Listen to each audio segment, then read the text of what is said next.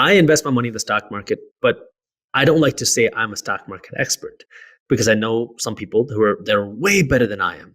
Mm-hmm. And so I brought on a buddy of mine who is, I would definitely consider him a stock market expert. He's been doing it way longer than I have, and that's all he does. So I brought him on, and the way we did that was a revenue share. Now, a revenue share is good because you don't have to pay that money up front, but if the product does well, it burns you in the back end. So originally it was like a 40-60 split where I got 60, he got 40. Mm-hmm. And then after I think 12 months, it went to 75-25 where he got 25 and I was getting 75. Now again, it was good. And the reason why he continued to get revenue share was because he still had to do some sort of maintenance, answering questions, being in touch with the community. So if you want somebody to stay in touch and involved, they need to continue to get some sort of upside. Right. So that was that. But then going into this app, we didn't want to follow the same route because it just didn't make sense for the way that we're doing it, because it's not just one person. We already have, I think, 6 coaches, and we're probably going to be adding more just to keep providing value. So for these, we're paying the coaches flat fees per session, and then we also pay them to stay engaged. And so that's the way that we're doing that. So it's a very different model. But now the reason we're able to do that is because we have funds from other places to pay the higher fees. Right. So it's a lot more expensive up front for me to pay, an investor with $1 million in the stock market to come out, every week to coach. So it's a lot pricier on our end, but, thanks to everything else that we've built, we've been able to fund that. So, we're willing to pay the higher price right now, knowing that, we can build up the user base and we can build up a good team of coaches and have multiple. That way, we're not reliant on just one person. We have a whole team of coaches, and, it's going to cost you more. Now, I do want to mention one more thing about that, because in terms of revenue share, because you want to keep your team motivated and you want to keep them engaged and wanting to work. So like at Minority Mindset, we have a team of people that work with us. And our team, we call them money nerds. Our employees are money nerds. Everyone has their base salary, but then we also have a revenue share program where you get paid not just your salary, but then you also get paid based off of how well whatever platform you're working on is doing. So we have like a blog team, we have a newsletter team, we have our your social team. So how well your platform is doing, that's also going to determine how much you get paid. So everyone gets very fair, very good base salary, but then the better your vertical does, the more you make. That's cool. I like that incentive. I also like the evolution of how you ran these partnerships. When you're bootstrapping, you don't have that kind of money maybe necessarily up front. So doing a rev share makes sense to start out with. And then you can evolve to, when you get more funds, like you said, pay these flat fees and stuff. And thank you for that, because that answers a lot of questions that I know my audience has. As we finish up here, Jaspreet, and this has just been an absolute pleasure. Give me a sense of how big each of the teams are for each of these different companies that you have. I'm just curious to see where they're at.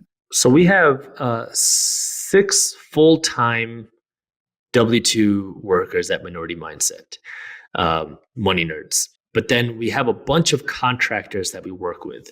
So let me see. So let's start with Minority Mindset, because our blog, we have 2 editors on staff, and then we probably have maybe a dozen or so contractor writers, maybe a little bit more than a dozen writers. They're writing blog posts and stuff? They're writing blog posts for Minority Mindset. Okay. We have a couple people that do the full-time writing for market briefs, the newsletter.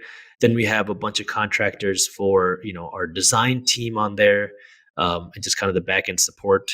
Probably 2 designers, a couple back-end support people. We have a full-time video person, and then we have four video editors that are remote contractors. We have a handful of just 1099, just general branders and all that. So, and then we have our market insiders team, which is 3. They're not minority. We're all independent contractors, and they're like the team that works on that. Like main people, and then we have our kind of VAs for there. So that's kind of the breakdown of the team. A core 6 that then help manage the freelancers, contractors, VAs, all there. What's the best advice you could offer with relation to team related to your business? Make sure everybody's on the same page, and make sure everybody is here to win. You have to make sure that your team is passionate and they're with you, and they're not just there for a job. But the reason why I know that is because I've dealt with that. Our first full-time employee, man, she was good, but she was not good.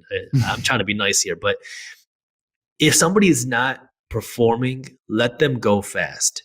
And there's a lot of reasons for that, because this first team member that I brought on, I didn't know what to expect because it's the first person I'm hiring full time. Right. And so I'm trying to coach her, I'm helping, and she just wasn't getting it.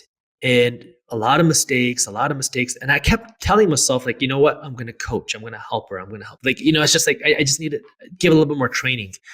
And 7 months go by and still nothing. I mean, I'm just like, it's just not good. And there's just so many things that went wrong. I mean, just a lot of mistakes, just not even completing work.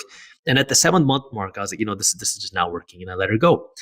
And the funny story is why I'm saying fire early, not just so you waste 7 months of salary and all time and brain power, man. But this was a number of years ago. But then the pandemic hit, and I had fired her a long time before the pandemic. I don't even remember how long, but it was more than a year before the pandemic. I had fired her a while before the pandemic, and the pandemic hit, and everybody's going into unemployment. And guess what? I got a letter from the unemployment office saying that this person has now filed for unemployment from Minority Mindset. And I was like, what? And I look at the report, and it shows that she had been fired from job after job after job after job after job. But I was the only person that kept her on for more than 6 months, which made her eligible for unemployment from Minority Mindset, but nowhere else, because you have to be employed for 6 months. So interesting. Yeah. So another reason why, someone is not cutting it, let them go early. Be willing to train, be willing to work with somebody, be willing to mold, but just keep, you need to find people that actually care about it. And that means taking care of your employees, taking care of your team, taking care of your people. Give them some, if it's a rev share, maybe equity, depending on what the product is. Mm-hmm. Make them feel like they are an owner, and help them develop, grow, and build something with you.